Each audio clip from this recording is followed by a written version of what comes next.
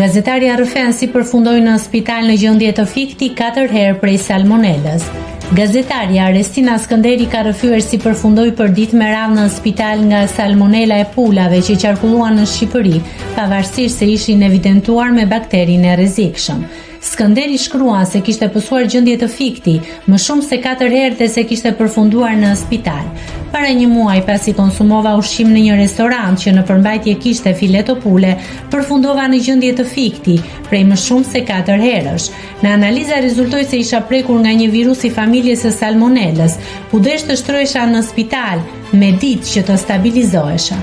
Qartazi në Shqipëri, Akuja është institucioni më i papërgjegjshëm që ka ky vend.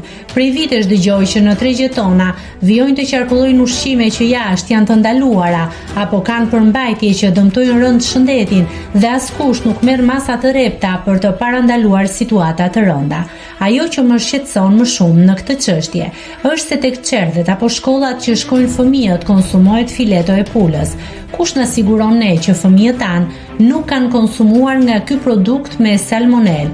Kush na siguron që ky produkt nuk është shpërndar më parë në treg? A ku je institucioni që duhet të shkrihesh për pa aftësinë që tregon prej vitesh, shkruan Skënderi. Nëse klikoni mbi butonin subscribe, do t'ju shfaqen të gjitha publikimet tona.